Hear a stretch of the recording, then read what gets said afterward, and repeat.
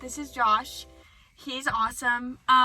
In the short time that I've known Josh, he has been nothing less than intentional, and I've learned a lot from you in that. So I'm grateful for that.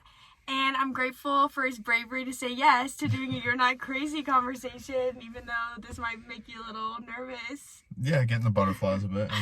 Fair. Well, I'm glad you're here. Okay, so the question is, what have you felt crazy for that you've seen the Lord's kindness in? There's a concept of being a lighthouse. And in that, so the concept of being a lighthouse versus a tugboat is that, especially if you're looking to help other people, right? Like, a lot of people get an imposter syndrome where they feel like they can't do whatever it is, right? If you're going to help somebody get sober, if you're going to help somebody towards religion, towards God, towards Jesus, whatever the case is, you never feel quite qualified to kind of bring somebody to that, because you don't really feel like kind of you made it there yourself, and you feel, you know, the whole concept of imposter syndrome. And the concept of being a lighthouse is just working on yourself so much that eventually, you know, you just shine a light that, you know, the goal is to personify the teaching so then others will wish to follow, right? So, like, I think it's Matthew chapter 5, and it says, you know, in the same way, let your light shine before others so they may see your good deeds. And so the concept of being a lighthouse is super big, and getting over the imposter syndrome, like, you kind of get reaffirmment when people want to follow in your footsteps, if that makes sense.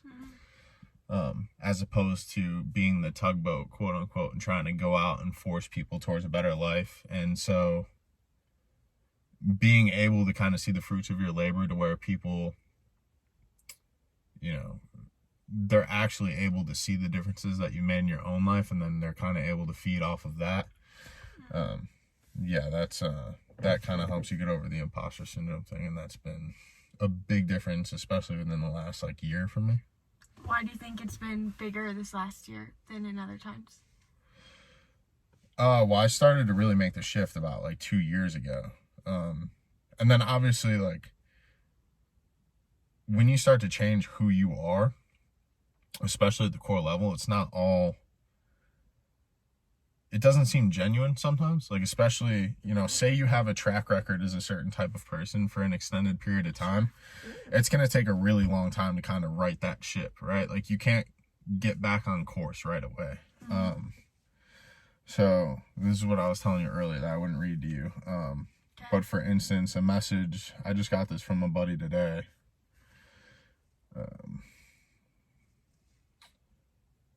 So this was completely out of the blue, and it's odd the timing of it. He says, "Hey man, this is random, but first off, how are you doing, brother? It's been a while. Congrats on that gold medal yesterday. But so Friday..." He won his jiu-jitsu tournament yesterday. He says, "But so Friday I was out and I ran into Christian Hill, and bro, sometimes people sit around and just talk explicative. But dude, me and that man sat there talking about you and how explicative great of a person you are and have become, and how you motivate us all. It was really awesome. Both of us had nothing but good things to say about you and how you're a great model example to us all. I've said it before, but I'll say it forever. You're a man amongst Josh men. Thank you for pushing us all in some way. It's all love and respect from this side, man. Hope you're doing well." Oh, that's awesome. Yeah, so we went back and forth on that, and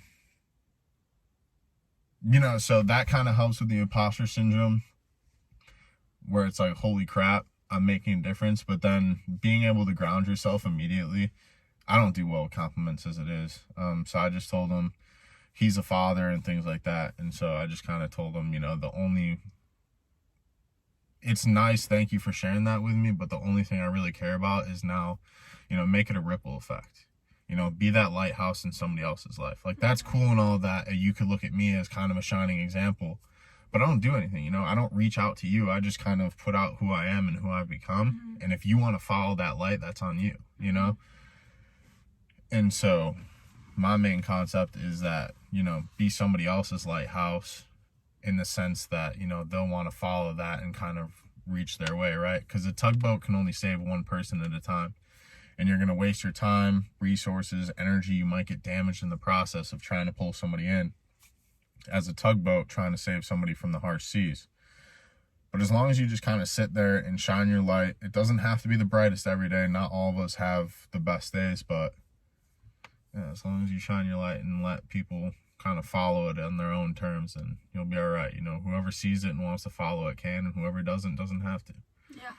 What is like one practical thing that you would tell someone who like minimizes their own impact that they're making, like mentally, kind of like in terms of imposter syndrome? Like, what is one piece of encouragement that you're giving to someone to like, hey, don't minimize, like, please don't minimize how much you get to impact others by how you live your life? Like, what's your encouragement to that person?